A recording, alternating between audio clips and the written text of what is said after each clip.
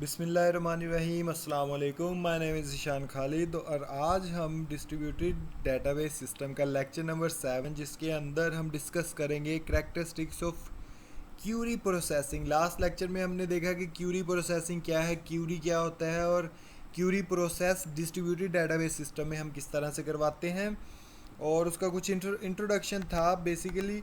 तो आज हम देखेंगे important characteristics of query processor चूँकि वो एक ऐसी डेटाबेस मॉड्यूल जो है डिस्ट्रीब्यूटेड डेटाबेस मॉड्यूल हमें एक ऐसा प्रोवाइड करता है जिसके अंदर प्रोसेस होता है क्यूरी का।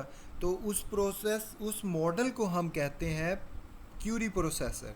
तो उसके अंदर कुछ करैक्टरिस्टिक्स हैं, मेन कुछ खसूसियात हैं, एक लैंग्वेज है, फिर उसके बाद types of optimization timing, statistics, decision sites, exploitation of network topologies, exploitation of replicated fragments और uses of semi join। अब एक एक करके हम इन सब करेक्टरिस्टिक्स को डिटेल में पढ़ेंगे।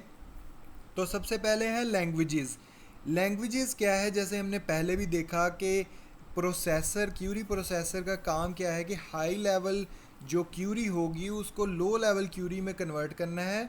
तो हाई लेवल क्यूरी को हमने क्या बोला था कि उसको हम कहते हैं जो कि इनपुट आएगी वो होगी calculus query. On the other hand output language is based on lower level relational DBMS, that is output is in algebraic query. जो उसकी आउटपुट होगी वो एल्जेब्रिक क्यूरी होगी जो कि लो लेवल होगी।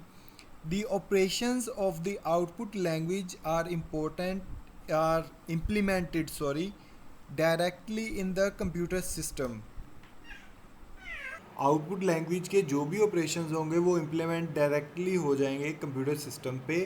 फिर उसके बाद है query processing must perform efficient mapping for the input language to the output language. Input से आउटपुट के लिए जो भी मैपिंग और जो भी प्रोसेसिंग होनी चाहिए वो एफिशिएंट होनी चाहिए। तो ये है लैंग्वेज के अंदर लैंग्वेज करैक्टरिस्टिक्स है जो कि क्यूरी प्रोसेसर की सबसे पहली। उसके बाद हम बात करेंगे टाइप्स ऑफ ऑप्टिमाइजेशन पे। अब डिफरेंट हमारे पास स्ट्रेटजीज़ हो सकती हैं एग्जीक्यूट कराने के लिए क्यूरी को, और उस स्ट्रेटजीज़ क्या किस चीज़ की स्ट्रेटजीज़ होंगी कि क्यूरी को ऑप्टिमाइज़ करें। ऑप्टिमाइजेशन के लिए डिफरेंट स्ट्रेटजीज़ हो सकती हैं, लेकिन हमने उसके अंदर जो less time and space required होगी जिसको वो हमारा बेस्ट सोल्यूशन होगा उस क्यूरी को ऑप्टिमाइज़ करने के लिए। तो जैसे मैंने आपको बताया था कि कॉस्ट क्या है, कॉस्ट उसका टाइम उसका स्पेस कि कितनी स्पेस लेगा वो एक क्यूरी को ऑप्टिमाइज़ करने में या क्यूरी को एग्जीक्यूट करने में। तो डिफरेंट जो हमारे पास स्ट्रेटजीज़ जो आएंगी, जो सॉल्यूशंस आएंगे, उसके अंदर से हमने बेस्ट वन तो जो है वो उसको चूज़ कर लेना है, लेकिन उसको किस बेस पे करना है। That strategy should be chosen in which there will be less cost. अब जिसमें लेस कॉस्ट अप्लाई हो रही होगी या लेस कॉस्ट आ रही होगी, मतलब कि टाइम भी ज़्यादा नहीं लगेगा, स्पेस भी ज़्यादा नहीं लगेगी, वो हम सॉल्यूशन जो है वो उसको अडॉप्ट करेंगे क्यूरी ऑप्टिमाइजेशन के लिए। But keep in mind that choosing the low cost strategy may require much space. ऐसा भी हो सकता है कि जो लो कॉस्ट जिसकी आ रही है स्ट्रेटजी की उसके अंदर स्पेस जो है वो ज़्यादा यूज़ हो रही हो। तो इस सॉल्यूशन पे care should be taken in this case also. उसके बाद है ऑप्टिमाइजेशन टाइमिंग, मतलब कि एक क्यूरी की एग्जीक्यूशन को ऑप्टिमाइज़ करना, उसके लिए कितना टाइम लगेगा। एक क्यूरी मैंने डाली और उसको ऑप्टिमाइज़ भी होगा और ऑप्टिमाइज्ड वे में वो एग्जीक्यूट भी होगी। तो ये इसका एक इम्पोर्टेंट फैक्टर है। If less time is required, अगर इस चीज़ को कम टाइम लगेगा कि वो क्यूरी ऑप्टिमाइज हो देन एग्जीक्यूट हो, तो ये हमारे लिए बेस्ट सोल्यूशन होगा एक क्यूरी प्रोसेसिंग के लिए। नेक्स्ट आता है हमारे पास स्टैटिक्स। तो स्टैटिक्स के अंदर क्या है, the effectiveness of query optimization relies on statistical information. अब जो इफ़ेक्टिवनेस है कि हमारी जो क्यूरी है वो ठीक तरीके से ऑप्टिमाइज़ हुई है, वो स्टैटिस्टिकल इन्फॉर्मेशन पे रिलाई करती है, बेस करती है। उस स्टैटिस्टिकल इन्फॉर्मेशन के अंदर क्या क्या चीज़ें आ जाती हैं, how many fragments query will be needed, एक क्यूरी को कितने फ्रेगमेंट्स चाहिए। सपोज अगर डिफरेंट डिस्ट्रीब्यूटेड डेटाबेसेस में डिफरेंट साइट्स पे से डाटा जब इकट्ठा होगा तो वो फ्रेगमेंट्स की फॉर्म में भी हो सकता है। तो फ्रेगमेंट्स हम डिटेल में एक टॉपिक, ये पूरा एक टॉपिक है कि किस तरह से फ्रेगमेंट्स हम करते हैं, और ये वर्टिकल फ्रेगमेंटेशन होती है और हॉरिजॉन्टल फ्रेगमेंटेशन होती है डाटा की, टेबल्स की, रिलेशनल टेबल्स की।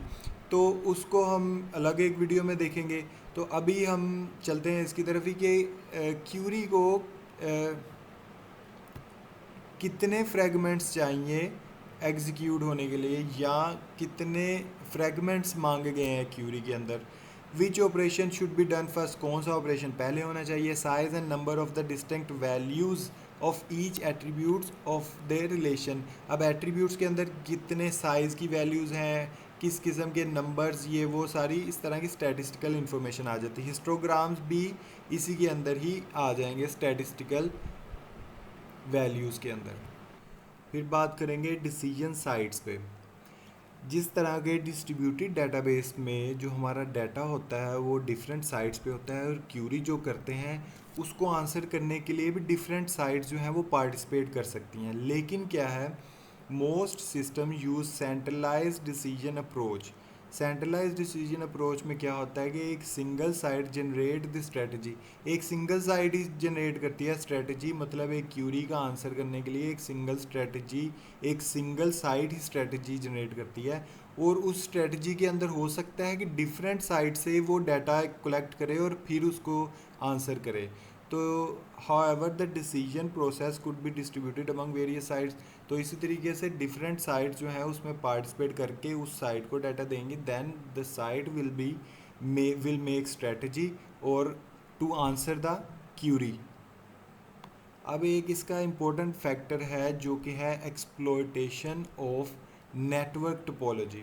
अब distributed query processor uses computer network. अभी कंप्यूटर नेटवर्क के थ्रू तो सारे ही हमने जैसे पढ़ा कि डिफरेंट साइट्स कंप्यूटर नेटवर्क के थ्रू कनेक्टेड होती हैं और कम्युनिकेट करती हैं।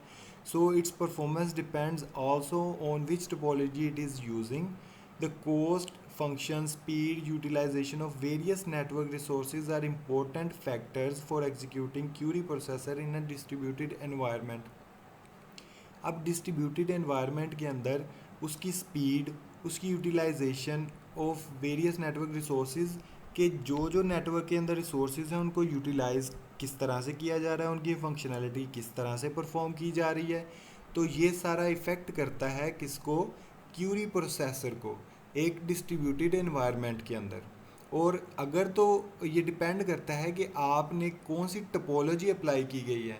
अगर आपने कोई एफिशिएंट, मतलब कि अपने लॉजिक को देखते हुए, अपने सिस्टम को देखते हुए एक बेहतर टोपोलॉजी अप्लाई की है, तो ये आप नेटवर्क टोपोलॉजी आपको हेल्प आउट करेगी क्यूरी प्रोसेसर को कि वो क्यूरी को जल्द से जल्द प्रोसेस कर सके। फिर बात करेंगे एक्सप्लॉइटेशन ऑफ रेप्लिकेटेड फ्रेगमेंट्स।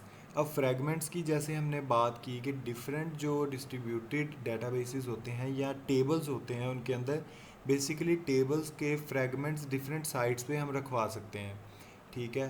तो उसका क्या फ़ायदा होता है हमें कि इसके थ्रू हम डाटा को लोकलाइजेशन कर सकते हैं। डाटा की ऐसी क्यूरीज जो कि ग्लोबली रिलेशंस के साथ अटैच होती हैं are mapped into queries on physical fragments of relations by translating relations into fragments। अब relations को जब translate कर दिया जाता है fragments पे, we call this process localization।